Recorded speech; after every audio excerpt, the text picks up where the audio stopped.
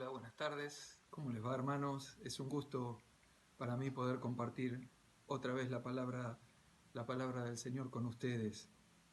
En este día nos toca meditar acerca del Salmo 36. Salmos 36. El Salmo 36 lo vamos a leer. Dice así: La iniquidad del impío me dice al corazón, no hay temor de Dios delante de sus ojos. Se lisonjea, por tanto, en sus propios ojos, de que su iniquidad no será hallada y aborrecida. Las palabras de su boca son iniquidad y fraude. Ha dejado de ser cuerdo y de hacer el bien. Medita maldad sobre su cama, está en camino no bueno, el mal no aborrece. Jehová, hasta los cielos llega tu misericordia, y tu fidelidad alcanza hasta las nubes. Tu justicia es como los montes de Dios, tus juicios abismos grandes. Oh Jehová, al hombre y al animal conservas. Cuán preciosa, oh Dios, es tu misericordia. Por eso los hijos de los hombres se amparan bajo la sombra de tus alas. Serán completamente saciados de la grosura de tu casa, y tú los abrevarás del torrente de tus delicias, porque contigo está el manantial de la vida, y en tu luz veremos la luz. Extiende tu misericordia a los que te conocen, y tu justicia a los rectos de corazón. No venga pie de soberbia contra mí, y mano de impíos no me mueva. Allí cayeron los hacedores de iniquidad, fueron derribados y no podrán levantarse. Este salmo es un salmo hermoso, un salmo de David, un salmo que nos habla acerca de la misericordia de Dios, de la misericordia de Dios. Dice el salmo, comienza en primer lugar con una mirada de David a las personas que son impías, a las personas que no tienen temor de Dios. Un impío, un inicuo, es una persona que se opone a toda autoridad, a toda la autoridad de Dios, a todo lo que es Dios. Un impío es una persona activa para lo malo, una persona que está presa, que está condenada, que ya está condenada. David empieza este salmo relatando, mirando, echando una mirada a su alrededor, a las personas que lo rodean, y dice: la iniquidad del impío me dice al corazón. Si ustedes agarran otra versión, alguna otra versión, nos aclara un poquito más lo que quiere decir David. La otra versión dice: la iniquidad del impío le dice al corazón. Lo que está diciendo es que a las personas, el corazón mismo, nuestros sentimientos, tienen una voz que nos hablan a nuestra mente, a nuestro corazón. La iniquidad, el pecado, tiene una voz a la cual vos y yo podemos escuchar. La iniquidad del impío le dice al corazón, a su propio corazón. El engaño del pecado nos habla al corazón. El engaño de Satanás nos habla al corazón y a la mente. Y no solo a las personas que no conocen a Dios, sino aún a nosotros los creyentes. Es la voz del pecado, es la voz del error que está en nuestro corazón, que habita en nuestro corazón.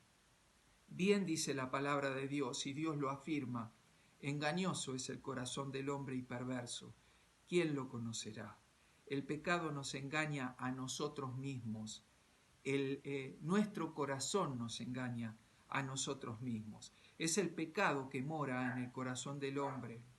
Es el pecado que ha enfermado la mente y el corazón del hombre y nos habla al corazón. Por eso, cada vez que vos, como yo, escuchamos esa voz que viene a nuestros pensamientos, a nuestro corazón, y nos quiere meter cosas que se oponen a la unidad de Dios, que se oponen al propósito de Dios. Estoy hablando a nosotros los creyentes. Cuando viene un pensamiento a tu mente o a tu corazón: este hermano me dijo esto, o esta persona, este hermano que me conoce, me dijo tal cosa, no pienses que esos pensamientos vienen de parte de Dios, sino que vienen de parte del diablo, que nuestro corazón nos engaña a nosotros mismos. Nuestro corazón, las cosas que vienen de Dios, los pensamientos que vienen de Dios, son para la unidad. El Espíritu Santo de Dios produce en los creyentes unidad, no engaño, no separación, no separación. Los pensamientos que vienen al corazón de los incrédulos, de aquellos que no creen, son de continuo hacer lo malo. El pecado les habla al corazón y a la mente para que vivan el hoy sin importarle su prójimo, sin importarle lo malo que puedan hacer. Total, les dice al corazón, nadie te ve, nadie te va a juzgar. Por eso dice que aquellos viven sin temor de Dios, viven en engaño, en fraude. Las palabras de su boca son engaño y fraude. Es lo que hay en el corazón de los hombres. Es lo que hay en el corazón de los hombres. Y esto mismo también actúa en nuestro corazón. Y Satanás lo utiliza para mentirnos, para engañarnos y para traer problemas entre hermanos, problemas entre amigos, para causar división. Por eso, hermanos, en algo tan fundamental como es la unidad, no le demos lugar al diablo en pensar algo mal en contra de mi hermano. Por el contrario, dice la palabra de Dios allí en Filipenses, todo lo bueno, todo lo honesto, todo lo bueno, lo que es de buen nombre, en esto pensemos. Pensemos en la palabra del Señor y no dejemos que Satanás gane ventaja en nuestro corazón y en nuestra mente. David mira a su alrededor a las personas que lo rodean y se da cuenta de cuán grande que es la iniquidad, la injusticia, el fraude, el engaño. Parece que estoy hablando de las cosas que pasan a nuestro alrededor. No sabemos cuando nos dicen la verdad, que cuando nos dicen nos están mintiendo. Nos mienten por los noticieros, nos mienten por los diarios, nos mienten. Hay mentira, hay engaño, hay fraude por todos lados. El único que nos dice la verdad es Dios. El único que quiere decirnos la verdad es Dios. Dios es el verdadero. El Señor es el verdadero. David, después de mirar a su alrededor, empieza a levantar su mirada al cielo.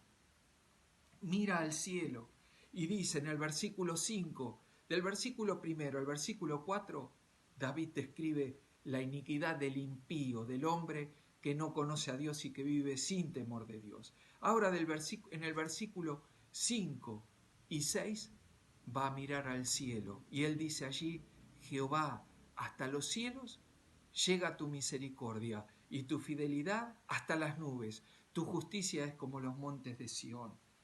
David empieza a ver al Señor, a mirar en la misericordia del Señor. ¿Qué es la misericordia? ¿Qué es la misericordia que alcanza hasta los cielos? Hasta los cielos. Bueno, la misericordia de Dios es amor al miserable, pero no es tan solamente un sentimiento. No es tan solamente un sentimiento. La misericordia es un accionar, es una acción de Dios. La misericordia es un accionar de Dios. No es tan solamente un sentimiento, es el accionar de Dios en favor del miserable. El Señor mismo, el Señor Jesucristo nos enseñó acerca de la misericordia. Fue un hombre y le dijo, ¿quién es, Señor, mi prójimo? Se quería justificar, porque no quería a nadie. Y el Señor le dijo, mirá, un hombre descendía de Jerusalén a Samaria y cayó en manos de ladrones. Y los ladrones lo lastimaron, lo golpearon, lo robaron y lo dejaron tirado junto al camino y medio muerto. Y dice, le dijo el Señor, pasó un sacerdote por ese lugar y viéndolo siguió de largo, se fue. Y después pasó un escriba y también se compadeció, dijo, uy, pobrecito, ¿lo viste a este? Pobrecito, lo agarraron los ladrones, lo reventaron. Le sacaron todo y lo dejaron malherido. Pero ninguno de ellos se tomó el tiempo. Se fueron a hacer lo que tenían que hacer.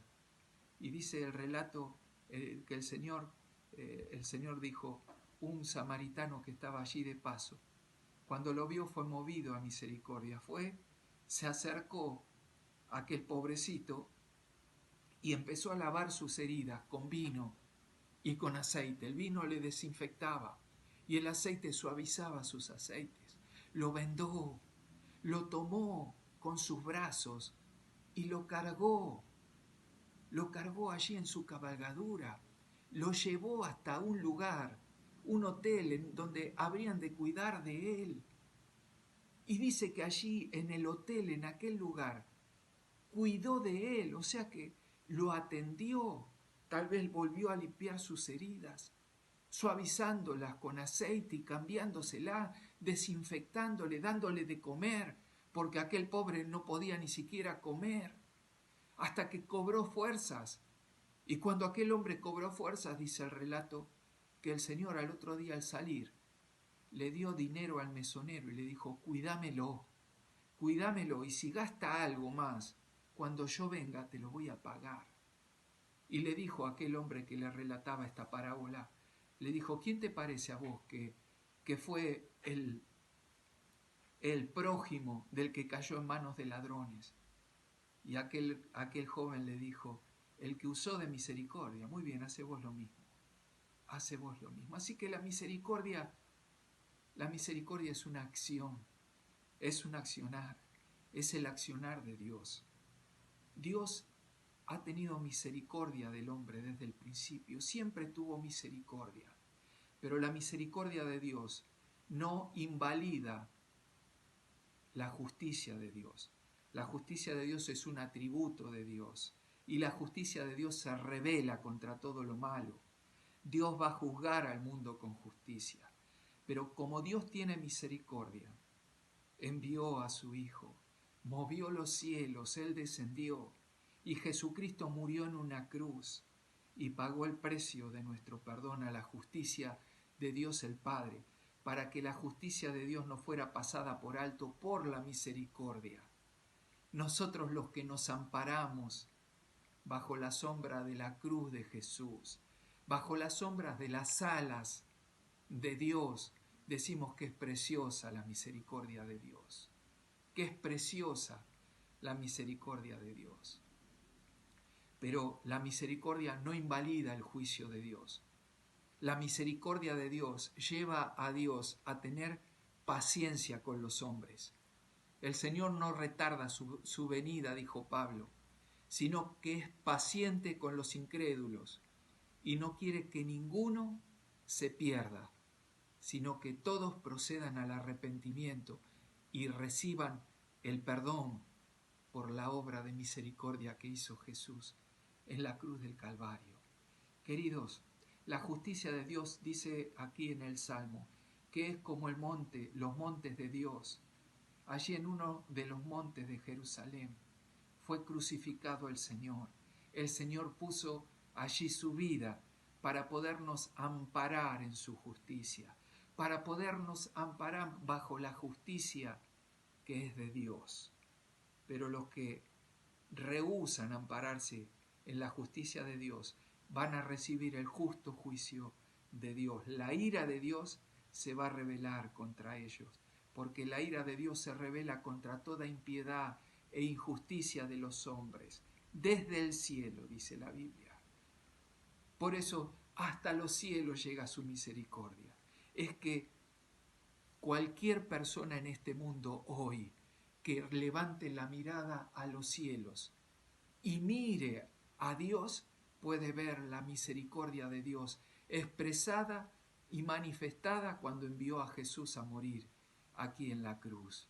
Hoy en todo el mundo se conoce, aún por los medios, que allí en la ciudad de Jerusalén un día el Señor Jesucristo daba su vida por la humanidad. Jesús es conocido en todo el mundo. El Evangelio de Jesús se predica en todo el mundo. Por eso dice el profeta Isaías, y todos los términos de la tierra verán la salvación de Dios. La misericordia de Dios es hasta los cielos. En toda la redondez del mundo pueden alzar la mirada y mirar.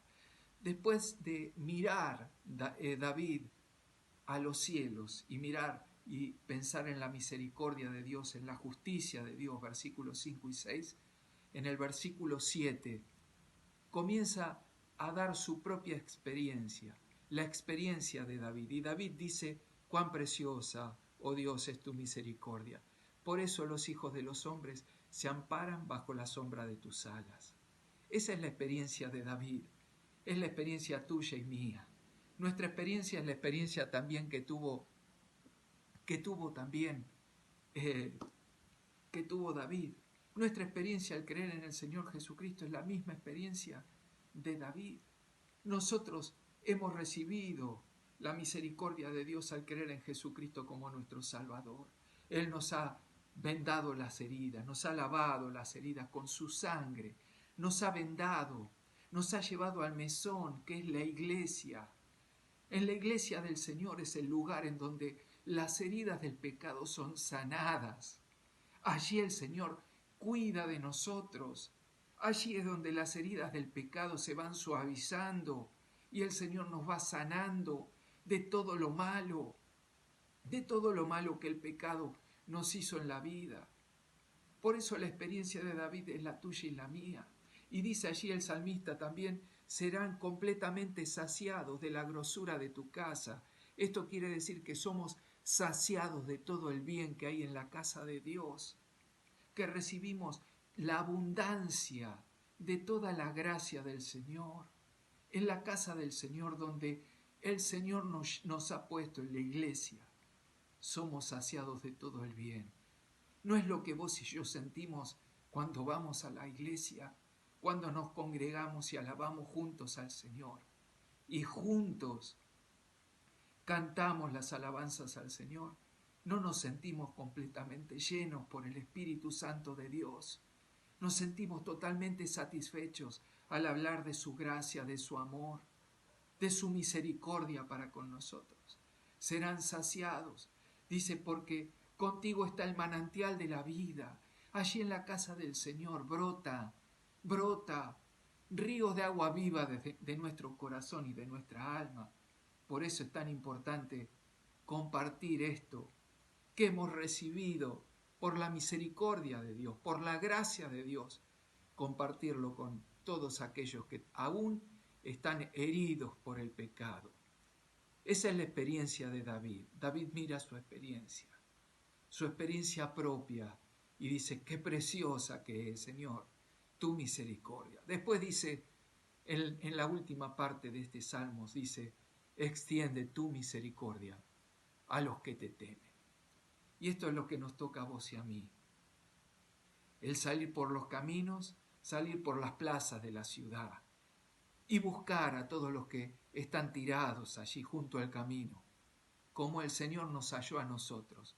Ir también nosotros a buscar a aquellas personas que necesitan ser sanadas, que necesitan a un Salvador, al único Salvador, a Jesús, al Señor, para que sean también traídos a su casa, para que se cumpla lo que el mismo Señor Jesús dijo. Id por los caminos, por las plazas de la ciudad, y fuércenlos a entrar, para que se llene mi casa. Aún hay lugar en la casa del Señor. La misericordia de Dios es tan grande que aún hay lugar para que se llene la casa del Señor. Y nos toca a vos y a mí tener misericordia de aquellos que no conocen al Señor. Mostrarla, llegarnos a ellos, hacer obras de misericordia, no tan solo sentimientos de misericordia. No sirve el sentimiento solo, sino va acompañado de un obrar de misericordia, como lo hizo el Señor con cada uno de nosotros. Que el Señor nos ayude a recapacitar con este salmo y a seguir el mismo ejemplo que nos dejó el Señor Jesús. Que Dios les bendiga, hermanos, los abrazo en el corazón. Dios les bendiga.